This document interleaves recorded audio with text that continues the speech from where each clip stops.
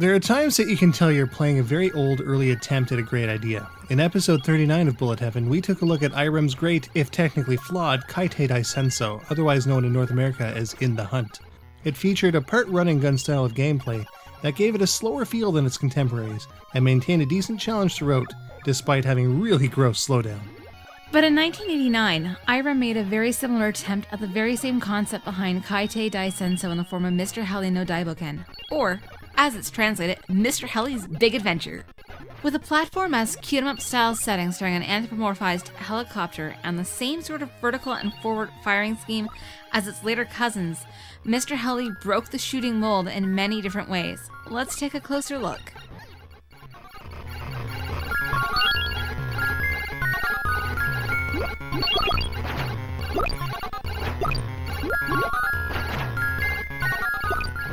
Mr. Heli's gameplay definitely has its quirks. To start, players have access to a forward-firing shot and vertically firing missile attack. Mr. Heli is also able to walk on the ground as well, at which point a player can dump cartoonish round bombs all over the floor. Movement is omnidirectional within the screen, but advancing through the more or less linear stages doesn't allow for backtracking. Once the stage scrolls, there's no turning back from his pickups. Certain parts of the stage will even begin to auto-scroll, adding an extra layer of challenge to that particular section. And finally, the stages themselves are broken up into two distinct sections. Once the mid-boss is taken care of, an underground section containing the final boss must be traversed. As players make their way through the stages in Mr. Heli, they must dig out buried gems that are used for currency.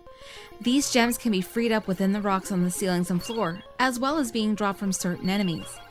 As you amass these gems, more abilities will become available for purchase in various places within the stage, so long as the player has enough money to buy them, of course. Extra shot, missile, and bomb power is obtainable, as well as life replenishment, shields, and more. Just be careful not to let the larger gems hit the floor if they start to fall.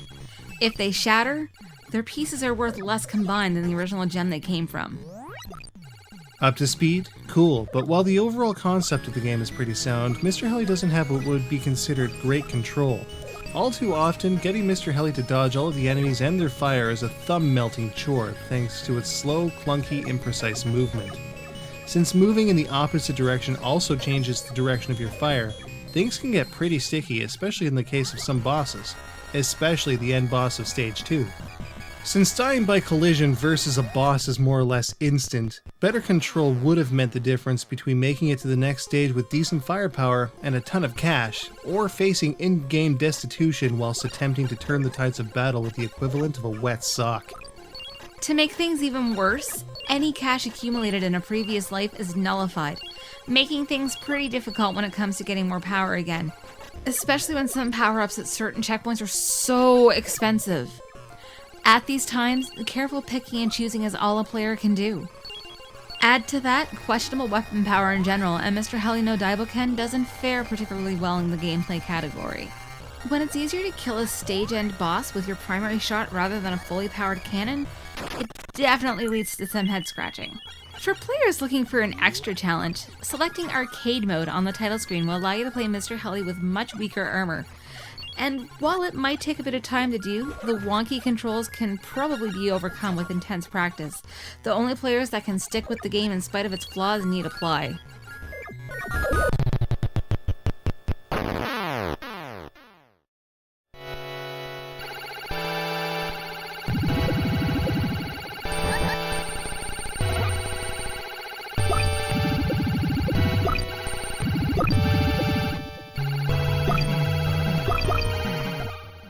The scoring in Mr. Heli isn't what you'd call fancy. Points are basically awarded by destroying and collecting, well, everything.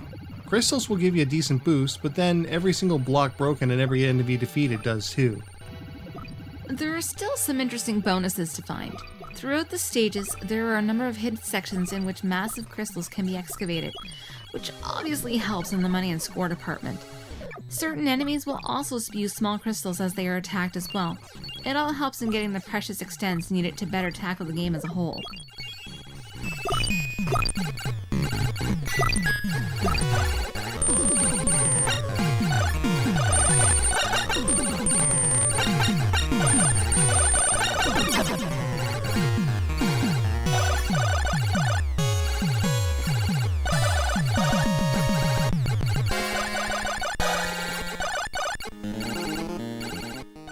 So with interesting ideas falling somewhat flat gameplay-wise and shallow scoring leading the charge further into mediocrity, how about Mr. Heli's presentation? Well, visually, Mr. Heli isn't much to look at, with drab colors, lacking animation, and nothing in terms of parallax scrolling. Everything looks flat and severely dated, which is fairly uncharacteristic of the PC Engine, even early on. The game also suffers from bouts of slowdown, especially in the dark areas that have a neat exploration feature where shells that hit walls illuminate small portions of the stage so you can navigate that section of the stage. Of course, when all your weapons are fully powered and enemies start to fill the screen, Mr. Heli will slow down considerably as well. The sound effects in OST are nothing special as well, nothing particularly catchy and pretty badly sampled, especially compared to many of this game's contemporaries such as Galaga 88, Dragon Spirit, and Salamander. Never mind the soundtrack. The vast majority of the sound effects themselves are pretty irritating as well. There were definitely times that I wanted to mute my sound just to spare myself the aggravation.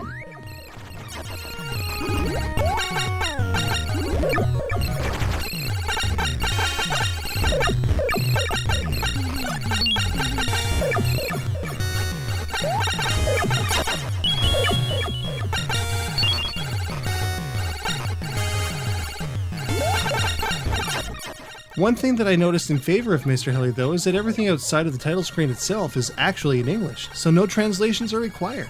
Sweet. After unlocking Mr. Heli in Dark Type Final, I was pretty excited to play Mr. Heli no Dai Bouken, but the wait doesn't seem to have been especially worth it. But how does it stack up? Let's take a look.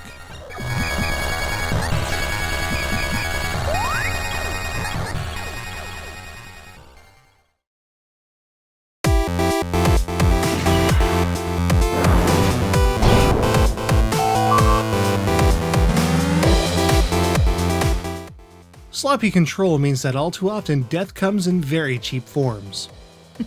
This is my first thought of Mr. Heli, and the sentiment never really went away.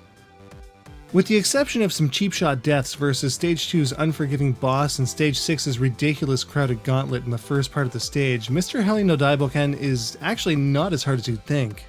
The iffy controls contribute more to the challenge than your opposition does. At 6 stages, Mr. Heli has a solid length, especially since the stages are long and some exploration is encouraged. An extra game loop is also present. But a good length isn't always a good thing, especially if the gameplay doesn't hold up. Cute characters and Mr. Heli itself work rather well from a design standpoint. But beyond that, bland, flat visuals don't exactly measure up to Mr. Heli's contemporaries. Irritating sound and a boring OST don't exactly make for RO bliss.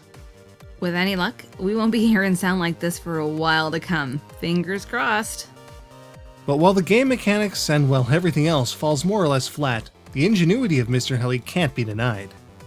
The core concept has handily survived and will come to be refined in other games also made by IREM, especially the awesome In the Hunt. Yeah, this is some pretty rough stuff. As much as I really wanted to enjoy this game, it's just not refined enough to actively recommend, especially when games like In the Hunt exist.